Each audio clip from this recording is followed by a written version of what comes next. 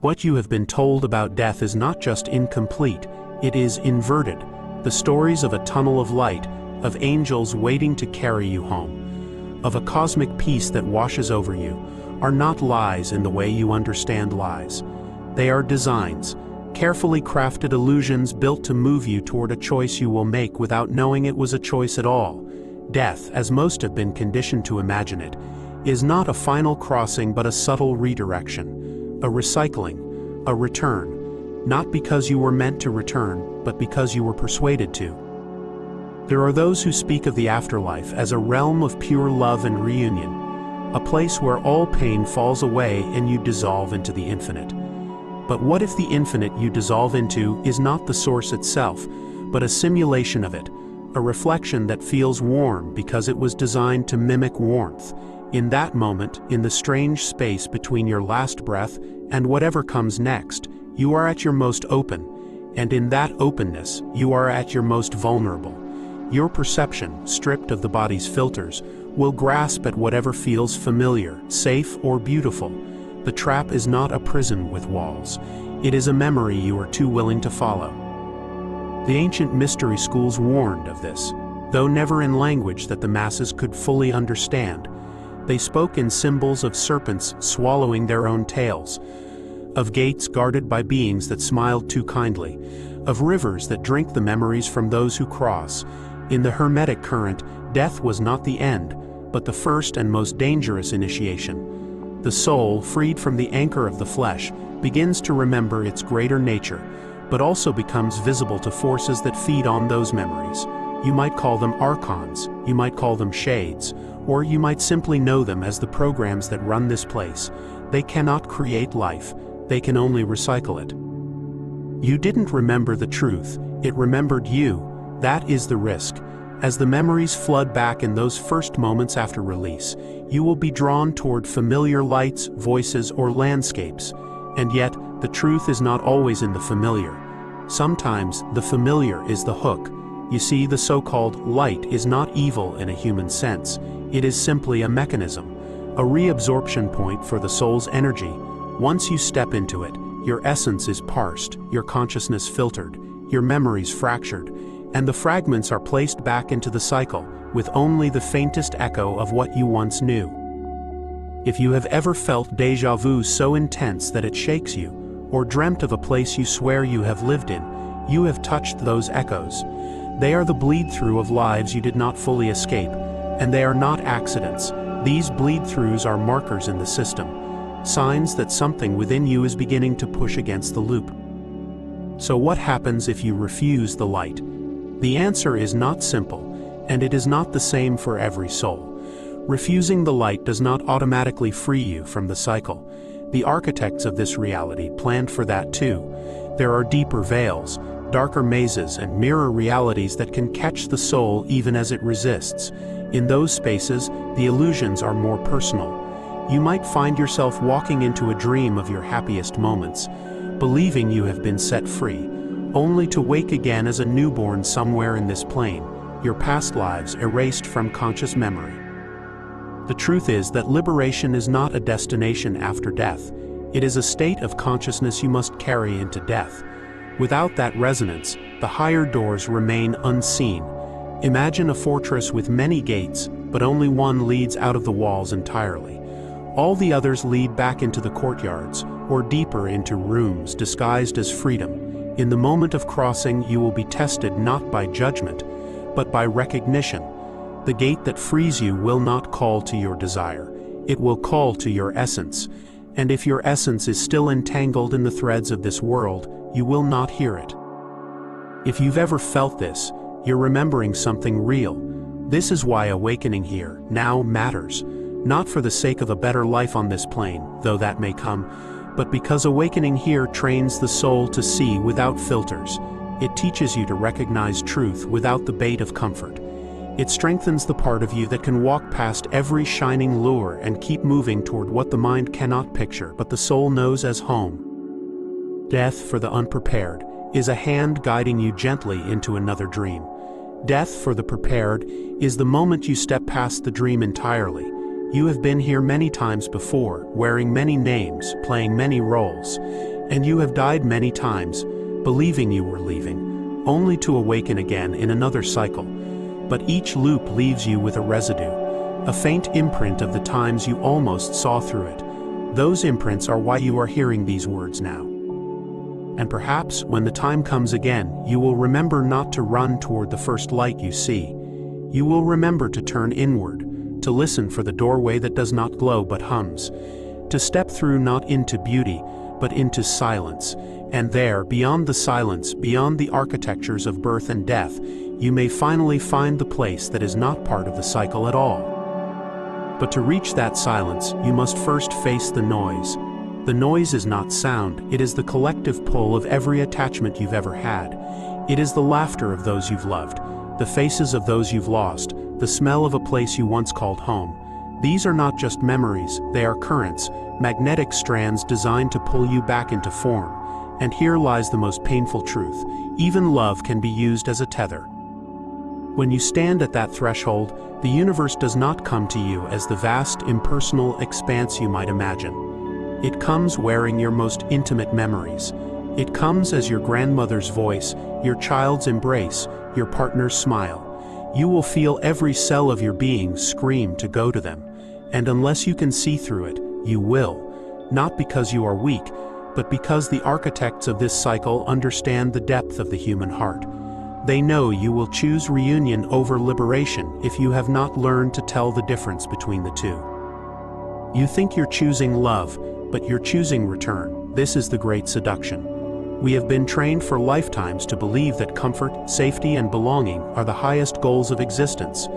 And so, in the instant we shed the body, we seek those same goals again, not realizing that they are the very keys that lock us back into the loop. But liberation is not the absence of love, it is love stripped of need. It is love that can walk away from form without the ache of separation. That kind of love cannot be manipulated into a return. That kind of love is a compass that points beyond the cycle. Imagine now that instead of rushing toward the light, you stop. The surroundings shift. The warmth cools into a neutral stillness. The voices fade into a muted echo. This is where the first true choice emerges. But it is also where the first true fear awakens. Without the pull of familiar anchors, you are left in a vastness your mind cannot map. For most souls, this is unbearable. They would rather return to the known than drift in the unmapped. This is why preparation in life is not optional if freedom after death is the goal. You must learn to be at home in the unmapped now, so that when it greets you later, you will recognize it not as emptiness, but as the edge of the real. The Gnostics hinted at this through their myths of the soul's ascent past the rulers of the spheres, each ruler demanding something before passage. These rulers were not gods. They were personifications of the bindings you carry. Each demanded the surrender of something you still identified with. If you could not let it go, you could not pass. Modern minds read these as quaint allegories, not realizing they were instructions. When you die, the same process unfolds. You are confronted with the embodiments of your deepest attachments, your most defended illusions. They are not there to harm you. They are there to hold you until you choose to release yourself. And here is where the trap becomes more elegant. Many who see past the initial light believe they have escaped. They find themselves in landscapes of unearthly beauty, greeted by beings who radiate peace. They are told they have graduated, that they are now in higher realms, that the pain of earth is behind them. But what they have entered is another chamber within the same architecture. The walls are gilded, the rules softer, the cycles slower. But the loop remains. If you do not recognize that the entire architecture itself is the prison, you will settle for the upgrade and never leave. The most dangerous prisons are the ones that feel like paradise. They require no guards, no chains, only your willingness to believe you've arrived. The soul's deepest inertia is not toward suffering, but toward comfort. This is why the exit is always found in the direction of discomfort, of the unfamiliar, of the silence that feels like nothing at all. Because only beyond the architecture does the soul encounter what is not built, not simulated, not constructed for its perception. That is the raw source. That is the origin before form. and it will not greet you with fanfare because it never had to, it simply is. If you've ever woken from a dream that felt more real than waking life, only to feel an aching pull to go back, you have already felt this choice in miniature. The dream's allure is the light. The waking world is the silence. Most choose to sleep again, and the dream welcomes them. The question is, when your final dream ends, will you go back to sleep or will you remain awake? And here is the paradox that breaks most who approach it. To remain awake, you must let yourself dissolve, not into a greater self, not into some perfected form, but into that which has no form at all. The ego hears this and recoils in terror, because it was built to maintain a center, to protect a name, to ensure that you never wander too far from what you believe yourself to be. But the soul remembers. It remembers a time before it needed a name, before it had to wear masks to interact with the constructed world. It remembers existing as pure movement, pure awareness without edge or definition. And when it tastes even a fragment of that again, it knows. You didn't remember the truth, it remembered you. This is the real return, the only one worth making. But the forces that built this loop know that once the truth remembers you, you become dangerous to the cycle. Your frequency changes. You no longer respond to the familiar tethers. The light loses its power over you. And so, the illusions adapt. They present subtler forms, more intricate dreams, even the appearance of liberation itself, hoping you will mistake the appearance for the real and remain within reach. This is why awakening is not gentle. It does not slowly remove your bindings. It rips them away before you can reconsider. It takes from you the comforts you thought were your foundation. It dismantles your identity in the most merciless ways.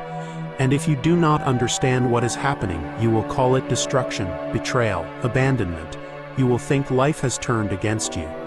But in truth, it is life removing the hooks you could not remove yourself. It is the architecture losing its hold, and it does not happen quietly. Think of every moment in your life when something ended so abruptly it felt like a death.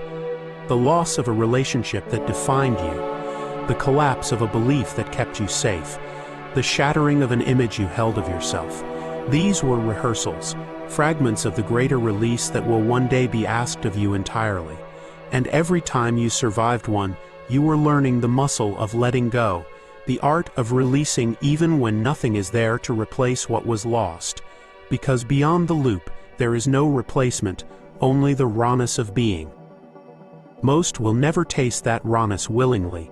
They will choose the loop over the formless because the loop offers mirrors, reflections that confirm they exist. Beyond the loop, there are no mirrors. There is no one to tell you who you are. There is only the vast silent presence that asks nothing and offers nothing, except the end of all separation. And that is the one thing the ego cannot survive, which is why the moment of true liberation always feels like death, because to the identity it is. In this, the afterlife is not a singular place but a spectrum of layers, each calibrated to hold those not yet willing to dissolve.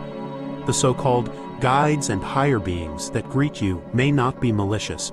Many are simply fulfilling their role within the architecture. Some may even believe they are helping you, because they themselves have not left the structure. But the difference between a guide who keeps you in the cycle and one who leads you beyond is simple. The first will offer you form. The second will lead you into what has none. The first speaks to your identity, the second to your origin. And if you are wondering now, how will I know which path is which when the time comes? The answer is both brutal and liberating. You will know by what you fear most. The path that terrifies your identity, the one that strips you of every anchor and memory, that is the one that leads beyond. The path that comforts you, that promises reunion, that gives you something to hold, that is the one that returns you to the loop. Liberation has no souvenirs. Which means the real work must be done here, before the body ends. You must train yourself to recognize the architecture while you are still inside it, to see the illusions for what they are, no matter how beautiful, to practice walking away from what you love without closing your heart, to feel the fear of the unknown and keep walking toward it, because if you wait until death to learn, you will not have the strength to choose. And maybe that's the truth no one wants to hear, that escape from the cycle is not an act of grace granted at death, but a discipline forged in life, that you cannot cheat the architecture by dying, that death itself is part of the loop, and until you see through the entire construct, even eternity will feel like a cage. Then let the ending carry the weight of everything you've remembered here, and the weight of everything you've chosen to forget. You are not a traveler moving toward a destination. You are the destination, dissolving the traveler. The loop cannot hold what no longer searches. So when the mirrors come, when the voices call you by names you once loved, when they promise you beauty, reunion, and rest, you will stand still. You will remember that you were not born, that you cannot die, and that the only trap is the one that offers you comfort in exchange for your formlessness. And when that last tether trembles, you will not cling. You will let it break, knowing that you are not falling into nothing. You are falling into what you have always been, into the vastness that birthed every light and shadow, into the silence before the first sound, into the truth that did not need to be remembered because it never left. You are not going anywhere. You are returning to everywhere. Welcome home.